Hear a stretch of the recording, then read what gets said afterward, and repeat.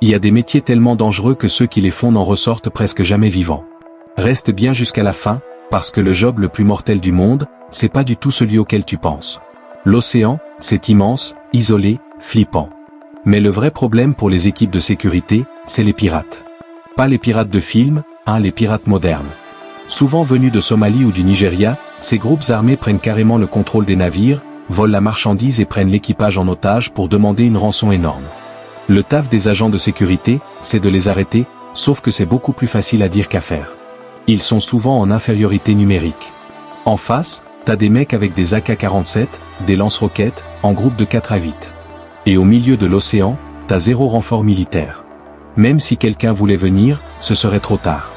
Dès qu'un bateau suspect est repéré, faut verrouiller tout le navire, mettre du fil barbelé partout. Un cargo de 300 mètres, ça paraît intouchable. Mais justement, c'est tellement grand que tu peux pas tout surveiller. Résultat, plein d'angles morts pour monter à bord. Les gardes vivent avec le manque de sommeil, la parano, le mal de mer. Et comme les attaques arrivent souvent la nuit, impossible de vraiment dormir. Faut être prêt à défendre le bateau dans le noir total. Pas étonnant que des dizaines d'entre eux meurent chaque année. Ils gagnent entre 20 000 et 30 000 $ par mois. Grosse paye, mais risque énorme. Les hélices des cargos ou navires militaires sont gigantesques. Parfois 12 mètres de large, plus de 100 tonnes. Ça peut littéralement te découper en morceaux. Et pourtant, il y a des gens qui plongent pour les inspecter.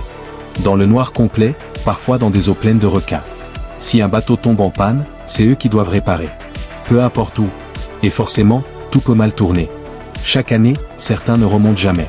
Parfois, les hélices se remettent en marche, et là, c'est instantané. D'autres fois, ce sont les animaux marins, poissons agressifs, murènes, requins. Ils doivent aussi se faufiler dans des espaces super étroits. Si le courant change, ils peuvent rester coincés et manquer d'oxygène en quelques minutes. Sans parler de la pression énorme en profondeur, qui peut écraser les poumons. Même une hélice à l'arrêt peut créer un vortex et t'aspirer dedans. Le pire, personne n'entendra si tu cries. La communication là-dessous, c'est ultra instable. S'il y a un problème, on le saura trop tard. Salaire, environ 30 000 $ par mois. Mais franchement, est-ce que ça vaut le coup? Les techniciens EOD, ceux qui désamorcent les bombes, ont l'un des jobs les plus mortels. Et c'est pas comme dans les films. Les vraies bombes sont souvent piégées avec plein de systèmes différents. Il y a plusieurs façons pour qu'elles explosent. Et souvent, il y a un minuteur, t'as quelques secondes ou minutes pour agir. Mentalement, c'est ultra violent. Chaque intervention peut être la dernière. C'est comme jouer à la roulette russe tous les jours. Même l'entraînement est hardcore. Explosion contrôlée, combinaison lourde, faut apprendre à réagir dans des conditions extrêmes. Salaire, environ 10 000 $ par mois. Mais le danger est constant. Si t'es claustro, regarde pas. Être mineur, c'est l'un des pires tafs au monde.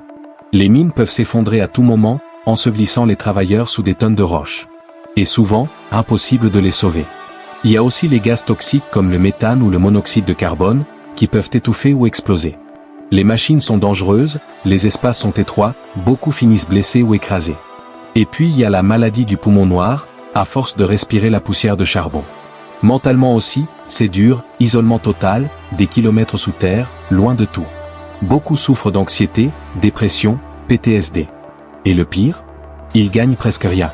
Dans certains pays, environ 400 $ par mois. Ce mec bosse un jour tous les 6 mois, et prend 20 000 $ à chaque fois. Son job, changer une ampoule en haut d'une tour de communication de plus de 450 mètres. Une chute, c'est mort direct. Et ça arrive? Vent violent, foudre, glace, pluie, une rafale suffit pour te faire perdre l'équilibre. Il y a aussi le risque d'électrocution avec les antennes à haute tension. Parfois, les tours peuvent même prendre feu. Et là, t'es coincé.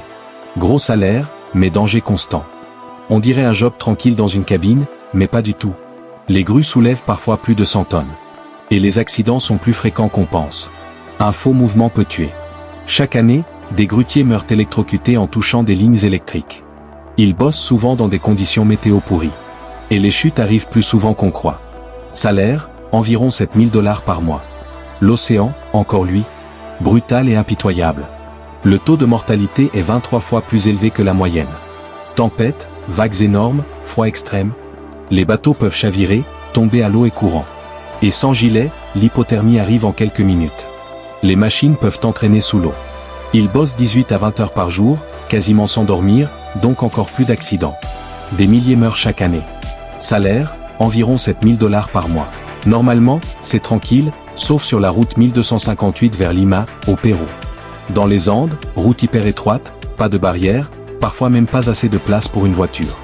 Éboulements fréquents, rochers qui tombent, brouillard épais, aucune lumière. Une panne de frein égale catastrophe immédiate. Bus souvent bondés, pas de secours à proximité. Surnommée la route de la mort. Des dizaines de morts chaque année. Et les chauffeurs gagnent, environ 500 $ par mois. Ça a l'air stylé, mais ça peut devenir mortel en une seconde. Surtout pour les gardes du corps de président. Leur job, c'est littéralement de prendre les balles à la place de leur patron.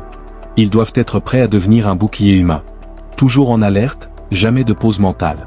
Salaire, environ 10 000 $ par mois, avec des semaines de 80 heures. Ceux qui construisent les ponts et les gratte-ciel. Ils bossent à des dizaines voire centaines de mètres de haut, sur des poutres de 10 cm de large.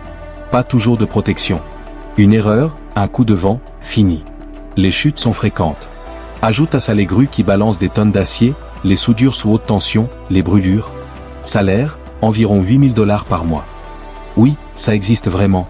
Pour fabriquer les antidotes, il faut du vrai venin. Donc faut traire les serpents. Très peu de gens font ça. Aux États-Unis, ils sont à peine 4. Beaucoup ont perdu des doigts à cause des morsures. Même en survivant, les dégâts peuvent être permanents, nerfs, reins, muscles. Certains serpents peuvent tuer un éléphant en une morsure, donc imagine sur un humain. Et malgré ça, salaire, environ 5 000 $ par mois. Franchement, si t'avais pas le choix, tu prendrais lequel ?